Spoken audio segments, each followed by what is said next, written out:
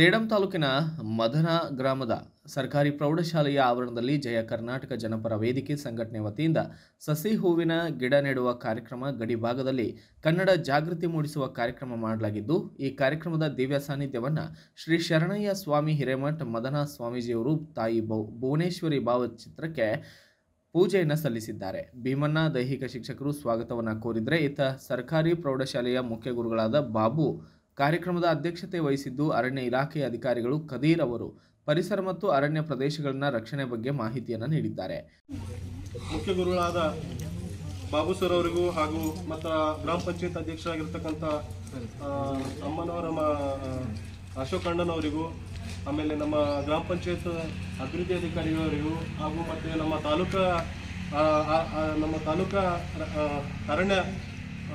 ಅರಣ್ಯ ಇಲಾಖೆ ಅಧಿಕಾರಿಗಳಾಗಿರ್ತಕ್ಕಂಥ ಕದೀರ್ ಸರ್ ಅವರಿಗೂ ಹಾಗೂ ನಮ್ಮ ಶಿಕ್ಷಣವಾಗಿರ್ತಕ್ಕಂಥ ಅಣ್ಣನವರಿಗೂ, ಆಮೇಲೆ ನಮ್ಮ ಈ ಪ್ರಾಥಮಿಕ ಆರೋಗ್ಯ ಕೇಂದ್ರದ ವಿಜ್ಞಾನದ ಬಗ್ಗೆ ತಾವೆಲ್ಲ ಈಗೆಲ್ಲ ಓದಿದ್ದೀರಾ.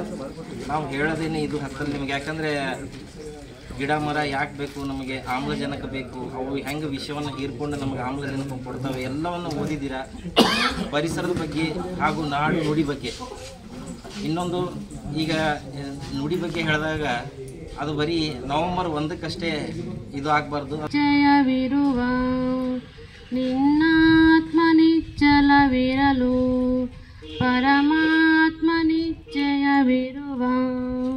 ಭೀಮಣ್ಣ ದೊರೆ ASI ಮುಧೋಳ ಪೊಲೀಸ್ ಠಾಣೆ, ಜಯ ಕರ್ನಾಟಕ ಜನಪರ ವೇದಿಕೆಯ ಜಿಲ್ಲಾ ಉಪಾಧ್ಯಕ್ಷರಾದಂತಹ ವರದಾಸ್ವಾಮಿ B ಹಿರೇಮಠ್, ಗ್ರಾಮ ಪಂಚಾಯತ್ ಅಧ್ಯಕ್ಷರಾದಂತಹ ಚಂದ್ರಮ್ಮ ಅವರ ಮಗ ಅಶೋಕ್ ಹಡಪಲ್ ಸೇರಿದಂತೆ ಇತರರು ಹಾಜರಿದ್ದರು.